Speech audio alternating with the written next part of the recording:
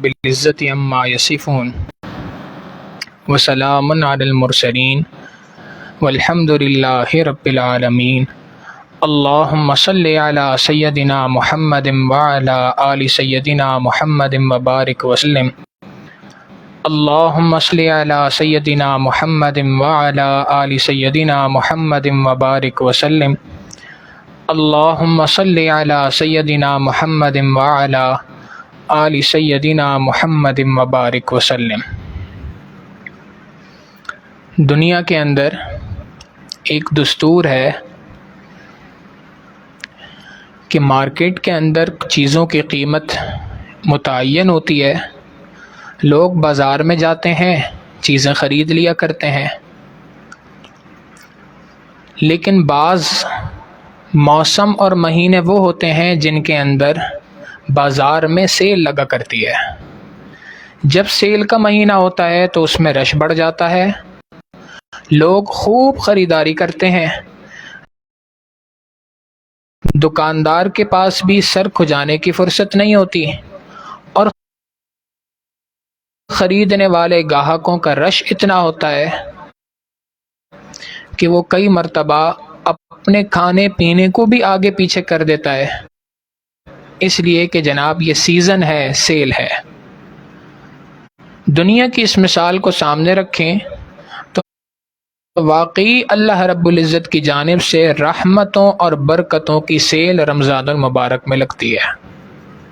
رمضان المبارک کے مہینے میں اللہ رب العزت کی رحمتیں اور برکتیں خوب ہیں، ویسے تو سارے ہی مہینوں میں اللہ کے، لیکن اس مہینے کے اندر اللہ رب العزت کی رحمتیں اور برکتیں بہت زیادہ ہوتی ہیں۔ نبی علیہ الصلوۃ والسلام نے رمضان المبارک کے شروع ہونے سے پہلے صحابہ رضی اللہ تعالیٰ عنہ مجمعین کو جمع کیا، اور جمع کر کے بعد ارشاد فرمائی قد اظلکم شہر عظیم، بے شک تمہارے اوپر ایک بہت بڑا مہینہ سایہ فگن ہونے والا ہے، ایک بہت بڑا مہینہ آنے والا ہے۔ نبی علیہ الصلوۃ والسلام نے اس کے بارے میں بڑی مختلف باتیں ارشاد فرمائی۔ شیاطین کو قید کر دیا جاتا ہے، جنت کے دروازوں کو کھول دیا جاتا ہے، جہنم کے دروازے بند کر دیے جاتے ہیں، نیکیوں کے ریٹ اونچے لگ جاتے ہیں، نفل کا ثواب فرائض کے برابر، فرائض کا ثواب 70 گنا زیادہ بڑھا دیا جاتا ہے۔ تو یہ ایک نیکیوں کی، اللہ کی رحمتوں اور برکتوں کو سمیٹنے کا ایک سیزن ہے۔ جیسے دنیا کے اندر ہم نے دیکھا کہ دکاندار اپنے سیزن کے اندر اپنی ہر چیز کو آگے پیچھے کر دیتا ہے، اس کا سارا فوکس اپنی دکان کے اوپر ہوتا ہے۔ کئی مرتبہ صبح کو جاتے ہوئے بیوی کھانے میں ٹفن کے اندر کھانا دیتی ہے، شام کو جب واپس گھر لوٹتا ہے تو وہ ٹفن ویسے کا ویسی ہوتا ہے، بھائی آپ نے کھانا نہیں کھایا، آپ کو تو پتہ ہے جی سیزن چل رہا ہے، موقع ہی نہیں ملا کہ میں کھانا کھا سکتا، اپنی ضروریات کو بھی آگے پیچھے کر رہا ہوتا ہے، کس لیے کہ یہ سیزن ہے۔ بعینی ہی اسی طریقے سے یہ رحمتوں اور برکتوں کا سیزن ہے رمضان المبارک۔ اس رمضان المبارک کے مہینے کو اچھے طریقے سے انسان کو گزارنا چاہیے، عام زندگی کی جو ضروریات ہیں ان کو بھی جس حد تک سمیٹ سکتا ہے اس حد تک سمیٹ لے۔ اللہ کی رحمتوں اور برکتوں کا مہینہ آ رہا ہے۔ ہمارے مشائخ نے تو سارا سال ایسی عبادت کی جیسے عام بندہ رمضان میں کرتا ہے۔ حضرت اقدس تھانوی رحمۃ اللہ علیہ بات ارشاد فرمایا کرتے تھے کہ میرے رمضان المبارک کے معمول میں اور عام دنوں کے معمول میں کوئی فرق نہیں۔ کیا مطلب؟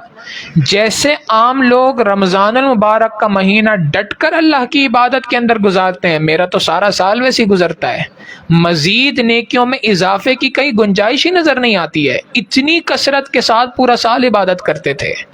ہم چونکہ کمزور لوگ ہیں، سارا سال دنیا کے کام کاج میں جھمیلوں میں لگے ہوتے ہیں، ہم کمزوروں کے لیے اللہ تک پہنچنا عام حالات میں مشکل تھا۔ اللہ رب العزت نے رمضان المبارک کا مہینہ عطا کر دیا کہ میرے بندوں پورا سال ایسی محنت نہیں کر سکتے، اس ایک مہینے میں ایسی محنت کر لو، اس ایک مہینے اپنی ضروریات کو، اپنی چیزوں کو کسی نہ کسی حد تک کم کر کے میری عبادت کی طرف متوجہ ہو جاؤ۔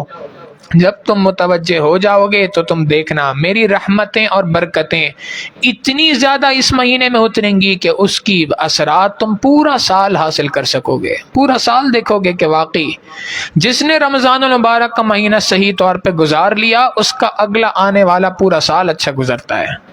شیخ الحدیث حضرت مولانا زکریا رحمۃ اللہ علیہ ارشاد فرمایا کرتے تھے، جس کا رمضان ترتیب سے گزرا، اچھا گزرا، اس کا آنے والا پورا سال اچھا، جس کا رمضان منتشر اس کا آنے والا پورا سال منتشر۔ یہ رمضان المبارک ایک کسوٹی کی مانند ہے، تھرمامیٹر کی مانند ہے، جیسے اس رمضان کو گزاریں گے رمضان المبارک کی رحمتیں اور برکتیں اتنی ہیں کہ اگلے آنے والے سال تک اس کے اثرات میسر ہوں گے، اس کے اثرات زندگی میں نظر آئیں گے۔ یہ بات بھی دوسری ایک اور قابل غور ہے کہ اللہ رب العزت نے ہمیں رمضان المبارک کا مہینہ عطا کیا، یہ اللہ کی بہت بڑی نعمت ہے۔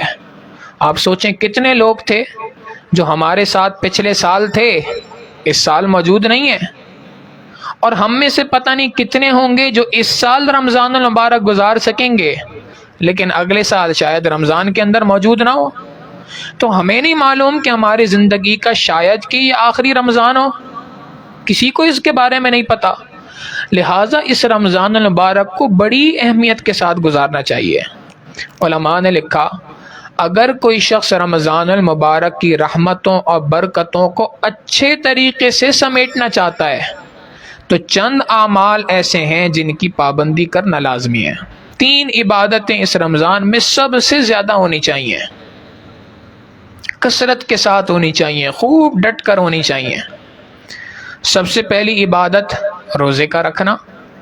اللہ رب العزت ارشاد فرماتے ہیں یا ایھا الذین آمنوا کتب علیکم الصیام، اے ایمان والوں تم پر روزوں کو فرض کیا گیا۔ اللہ رب العزت نے یہاں لفظ استعمال کیا یا ایھا الذین آمنوا، اے ایمان والوں۔ یہ جو اللہ نے ایمان والوں کو خطاب کیا یہ بہت بڑی نعمت، کوئی چھوٹی نعمت نہیں ہے۔ قرآن کریم کے اندر سینکڑوں جگہوں پہ 70 سے زائد مقامات پر اللہ رب العزت نے یا ایھا الذین آمنوا کا لقب استعمال فرمایا۔ علماء نے لکھا کتابوں میں کہ یہودیوں کو اللہ رب العزت نے ایک مرتبہ خطاب کیا تھا، اے یہودیوں، اے بنی اسرائیل۔ انہوں نے اس ایک مرتبہ کے خطاب پر اتنا جشن بنایا کہ وہ کہنے لگ گئے نحن ابناء اللہ واحباؤ، ہم تو اللہ کے بیٹے ہیں اور اللہ کے چنیدہ لوگ ہیں، ہم تو فیورٹ لوگ ہیں کہ اللہ نے ہمارا نام لے کر ہمیں خطاب کیا۔ یہاں پر اللہ رب العزت ایمان والوں کو بار بار جھنجھوڑ رہے ہیں۔ ایک اللہ والے نے یہ بات ارشاد کی فرمائی، وہ فرماتے ہیں کہ قرآن کریم میں جہاں کہیں یا ایھا الذین آمنوا کا لفظ آ جائے تو خطاب کرنے مخاطب جو ہے جس سے خطاب کیا جا رہا ہے، ایمان والا جب قرآن کریم پڑھ رہا ہے، قرآن کریم کا ترجمہ دیکھ رہا ہے، آیت کو سن رہا ہے تو اس کے ایک دم رونگٹے کھڑے ہو جانے چاہیے، اس کی ساری توجہ اس طرف ہو جانی چاہیے کہ میرا پروردگار مجھے نام لے کے میرے بارے میں کیا بات ارشاد فرما رہے ہیں۔ تو یہ بہت بڑا خطاب ہے اللہ رب العزت کی جانب سے بندوں کے لیے، یا ایھا الذین آمنوا، اے ایمان والوں، کتب علیکم الصیام، تم پر روزوں کو فرض کیا گیا۔ انسان سوچتا ہے کہ شاید اللہ نے روزوں کو فرض کیا کوئی سزا ہے، کوئی غلطی ہو گئی ہم سے، اے اللہ۔ اللہ تعالیٰ فرماتے ہیں نہیں، کما کتب علی الذین من قبلکم، تم سے پچھلی امتوں کے اوپر بھی اس روزے کو فرض کیا گیا تھا۔ پھر ذہن میں سوال آتا ہے جی روزوں کو فرض کیوں کیا گیا؟ کیا اللہ کے ہاں بجٹ میں کمی ہو گئی ہے؟ کوئی بجٹ کا مسئلہ ہے؟ کوئی بھوکا رکھنے سے اللہ کو کوئی فائدہ ہو رہا ہے؟ کیا مقصد ہے؟ اللہ رب العزت فرماتے ہیں نہیں، لعلکم تتقون، تاکہ تم تقوی والی زندگی گزار سکو، تاکہ تم گناہوں سے بچنے والی زندگی گزار سکو۔ یہ روزے کا مقصد ہے جو اللہ رب العزت نے کلام پاک میں ارشاد فرمایا۔ یہ روزہ ایک بہت بڑی نعمت ہے۔ آپ دیکھیں دنیا کے اندر نفسانی شہوانی محبتوں میں لوگ پھنسے ہوتے ہیں، تو جہاں کہیں کوئی شخص پھنسا ہوتا ہے محبت کے اندر تو سامنے والے سے مختلف طریقوں سے محبت کا اظہار کرتا ہے۔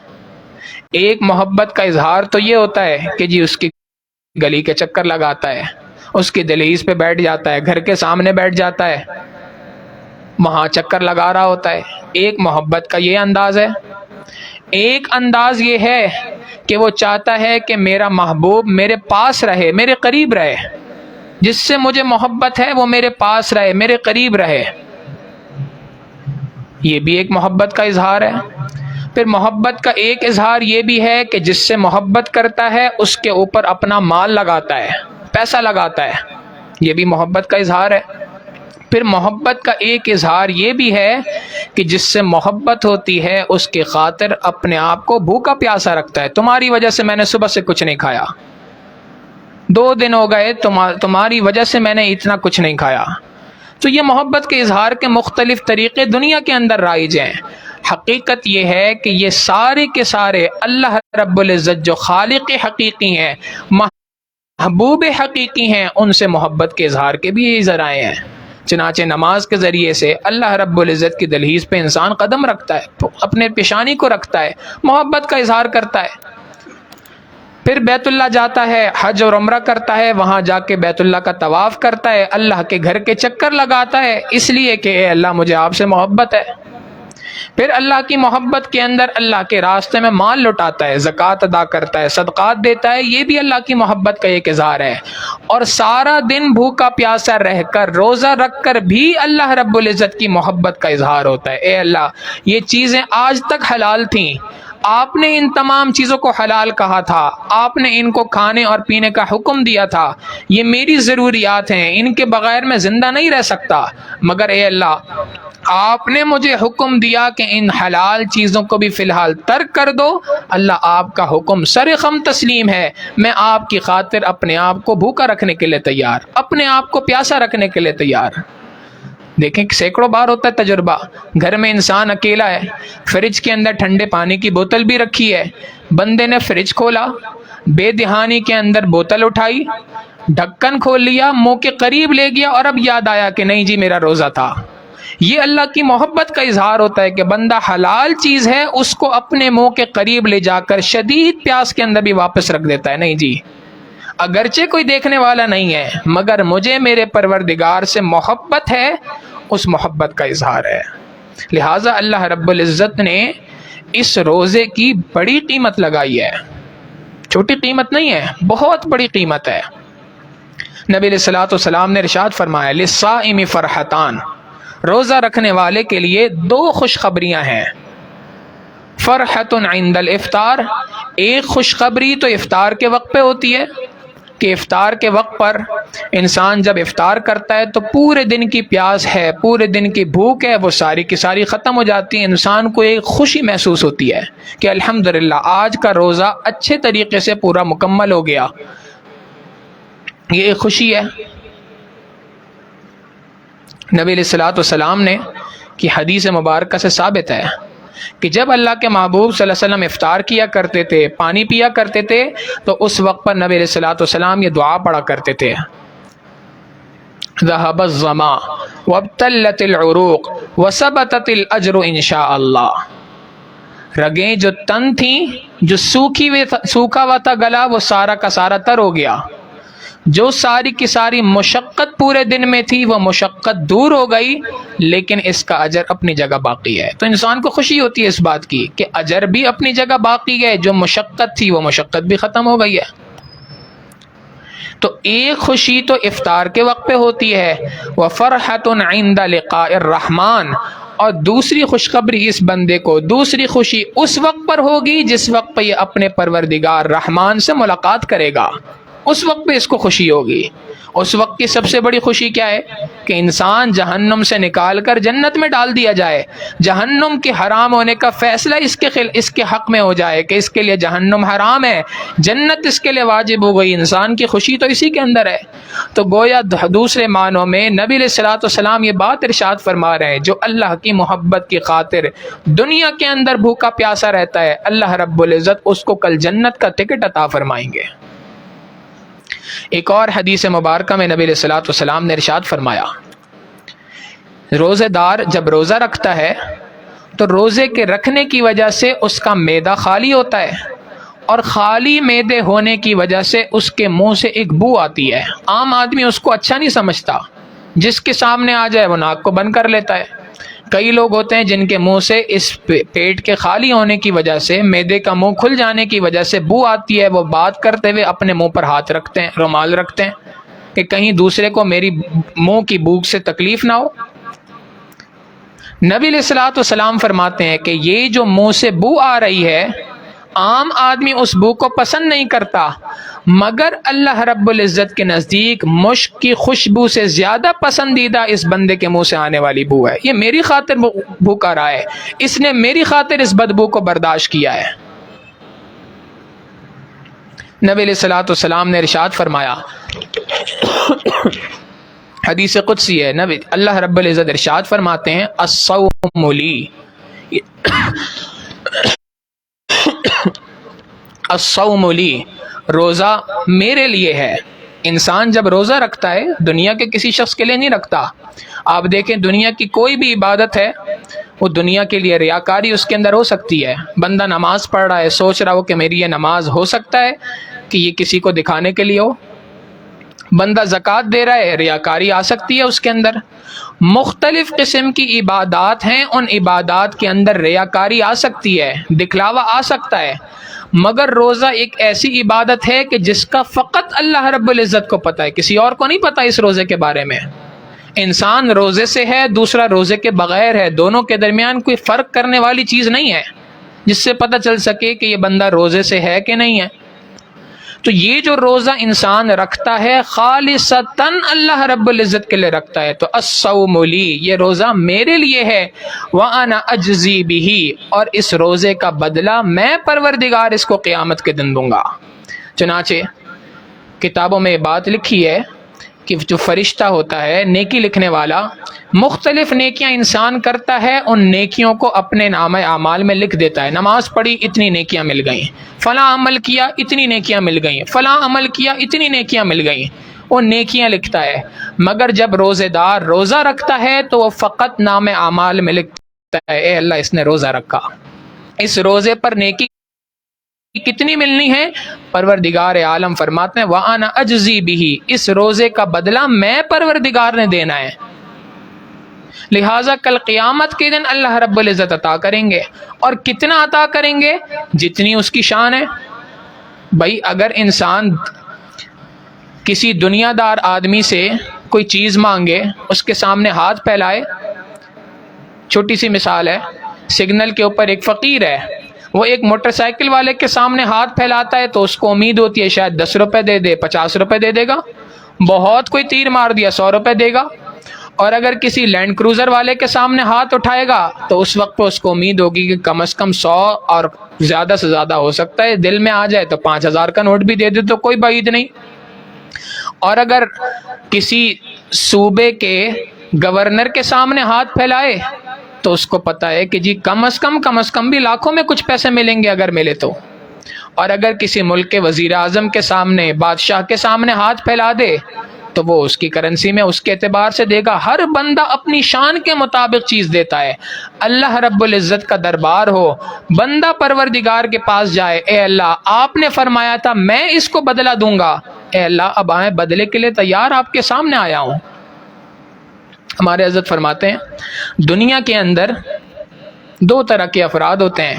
ایک فرد تو وہ ہوتے ہیں جو عام زندگی گزارنے والے ہوتے ہیں، ان کے پاس کوئی کام ہوتا ہے گھر میں، ایک عام آدمی کے گھر پہ کام ہو، پلمبر کو بلوایا، الیکٹریشین کو بلوایا تو کام دکھاتا ہے جی یہ کام ہے، یہ کام ہے، یہ کام ہے، کتنے پیسے لگیں گے وہ بتاتا ہے جی اس کام کی مزدوری اتنی ہے، اس کام کی مزدوری اتنی ہے، اس کام کی مزدوری اتنی ہے۔ وہ ان کاموں کی مزدوری ٹوٹل کرتا ہے اور آخر میں لے جا کے دے دیتا ہے جناب ٹوٹل آپ کی مزدوری مثال کے طور پہ 1000 روپے ہو گئی، یہ لے لیجئے۔ مگر اسی کے مقابلے میں کچھ لوگ ہوتے ہیں جن کا طریقہ کار کیا ہوتا ہے کہ وہ لوگوں کو بلاتے ہیں، ٹیکنیشین بلاتے ہیں، پلمبر ہے، الیکٹریشین ہے، جو کوئی بھی ہے اس کو بلایا اور اس کو بولا بھائی یہ کام ہے یہ آپ نے کرنا ہے۔ اس سے اجرت طے نہیں کی جاتی۔ کیوں نہیں طے کی جاتی؟ اس لیے کہ ان کو پتہ ہوتا ہے ہم جتنا دیں گے اس کے اندر بندہ خوش ہو جائے گا، اس کی جو مزدوری بنتی ہے اس سے ہم کئی گنا زیادہ دیں گے، اور سامنے والا بھی اپنی مزدوری نہیں بتاتا اس لیے کہ اس کو پتہ ہے کہ یہ مجھے جب دے گا تو اتنا دے گا کہ جس سے میں خوش ہو جاؤں گا۔ واقعی یہی بات ہے، پروردگار عالم فرمانے کہ میں نے دینا اس کو اجر، دنیا کے لوگوں نے نہیں دینا، میرے فرشتوں نے نہیں دینا، میں پروردگار نے دینا ہے۔ جب مجھ پروردگار نے اس کو اس کا اجر دینا ہے تو میں اس کا اجر بے حساب دوں گا۔ پھر علماء نے لکھا اسی حدیث مبارکہ کو ایک اور انداز میں پڑھا جا سکتا ہے، الصوم لی وانا اجزا بہ۔ اس کا ترجمہ بنے گا روزہ میرے لیے ہے اور اس روزے کی بدلہ، اس روزے کی جزا میں پروردگار خود ہوں۔ جو بندہ میرے لیے روزہ رکھتا ہے اس کو روزہ رکھنے کے بدلے اپنی محبت عطا کروں گا، اپنا تعلق عطا کروں گا، اپنا عشق اس کو عطا کر دوں گا۔ تو یہ روزہ کوئی چھوٹی چیز نہیں ہے، کوئی چھوٹا عمل نہیں ہے۔ بدقسمتی ہماری یہ ہے کہ وقت جیسے جیسے قریب آتا جا رہا ہے، فتنے بڑھتے جا رہے ہیں، اس روزے کو ہلکا کر کے پیش کیا جا رہا ہے۔ ٹی وی پروگرامز ہوتے ہیں، اس کے اندر بتایا جا رہا ہوتا ہے جناب اگر اتنی گرمی میں ایک شخص روزہ رکھ لے تو اس روزے سے اتنی بیماریاں ہو سکتی ہیں، اس کے فلاں جگہ گرنے کے خدشہ ہو سکتا ہے، یہ ہو سکتا ہے، وہ ہو سکتا ہے۔ روزے کی اہمیت آہستہ آہستہ دنیا والوں کے ایمان بات فرمایا۔ ایک شخص نے حدیث مبارکہ کا مفہوم ہے، اس کے مقابلے میں ایک دوسرا شخص تھا جس کو شریعت نے رخصت دی رمضان میں روزہ چھوڑنے کی۔ ایک شخص تھا جس نے رمضان میں روزہ رکھا، دوسرا وہ ہے جس کو شریعت نے رخصت دی کہ بھائی ٹھیک ہے واقعی آپ کا عذر ایسا ہے کہ آپ روزہ چھوڑ سکتے ہیں۔ جس کو شریعت نے رخصت دی کہ آپ روزہ چھوڑ سکتے ہیں، اگرچہ اس کے لیے اختیار ہے، چاہے تو ابھی رکھ لے چاہے تو بعد میں اس روزے کو رکھ لے۔ حدیث مبارکہ کا مفہوم ہے اگر یہ شخص بعد میں ایک روزے کے بدلے میں پورا مہینہ بھی روزہ رکھتا رہے تب بھی اس ایک روزے کے اوپر جو قرب اللہ کا ملنا تھا، جو اللہ کی محبت اس طور پہ حاصل ہونی تھی، وہ نعمت اس کو دوبارہ نہیں مل سکتی، اس لیے کہ اس کا تعلق رمضان المبارک کے مہینے کے ساتھ تھا۔ تو لہٰذا یہ روزہ بہت بڑی نعمت ہے اللہ رب العزت کی، اس کو نعمت سمجھا جائے اور اس پر اللہ کا شکر ادا کیا جائے، اللہ سے مانگا جائے یا اللہ عافیت کے ساتھ خیریت کے ساتھ مجھے رمضان المبارک میں مکمل روزے رکھنے کی توفیق عطا فرما۔ کتنے لوگ ہیں نیت کرتے ہیں، پورا ارادہ کرتے ہیں، مگر درمیان میں بیماری آ جاتی ہے، کوئی نہ کوئی ایسی رکاوٹ آ جاتی ہے، شرعی عذر آ جاتا ہے، شریعت کہتی ہے اس وقت پہ روزے کا چھوڑنا ضروری ہے، جان کے اوپر جا رہی ہے بات۔